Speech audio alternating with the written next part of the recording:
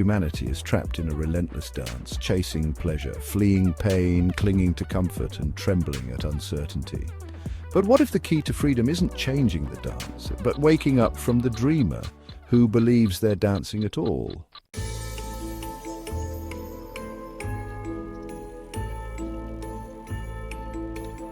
Jiddu Krishnamurti, the 20th century sage, called pleasure and fear the twin pillars of illusion. Let's unpack why pleasure isn't inherently bad. It's the addiction to it that chains us. Every craving for joy, a new car, a relationship, even spiritual highs, is a demand for the past to repeat itself. Fear is the shadow of pleasure. The moment we cling to something, we fear losing it. The mind becomes a battlefield. What if it doesn't last? What if I'm not enough? But here's the kicker. Both are projections of the ego, the me, that believes it's separate from life.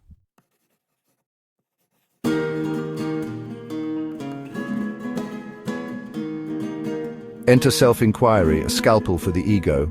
Unlike positive thinking or mindfulness, it doesn't manage symptoms. It asks, who is experiencing all this? Ramana Maharshi taught, notice the I thought. Every emotion begins with a subtle, I am sad, I want, I fear. Trace it back. To whom does this thought arise? The answer, consciousness itself, not a person, but the space where thoughts appear. Abide as the witness. The I dissolves. What remains is silence, the unchanging awareness behind the drama.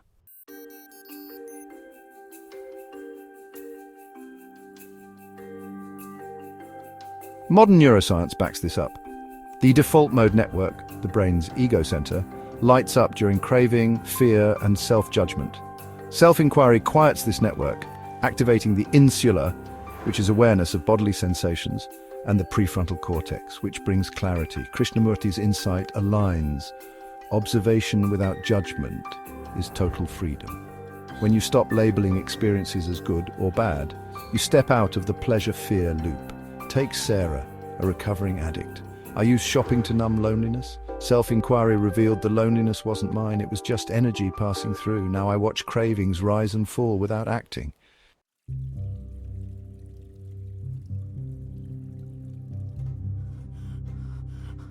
Challenges will arise. The mind rebels, thoughts scream, this is pointless. Meet resistance with curiosity. Who is resisting? Emotional overwhelm, fear or grief may intensify. Stay with the raw sensation, don't story it, I'm broken. Spiritual bypassing, avoid using self-inquiry to dismiss real pain. Awareness isn't indifference, it's meeting life fully. Advanced techniques, neti, not this. Reject every label, I'm not the body, not the mind, until only awareness remains. Journaling prompt. If I had no story about myself, who would I be? Daily integration. When triggered, ask, is this reaction serving truth or the ego?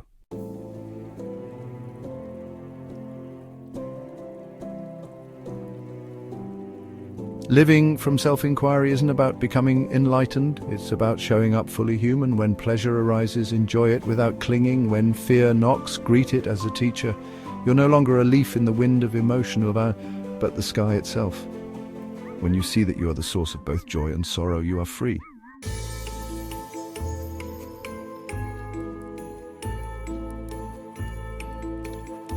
Your homework.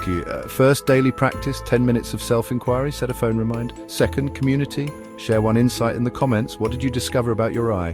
Third, next steps. Explore our playlist on non-duality or download the guided self-inquiry audio link below. Remember, you're not here to fix yourself. You're here to remember who you've always been.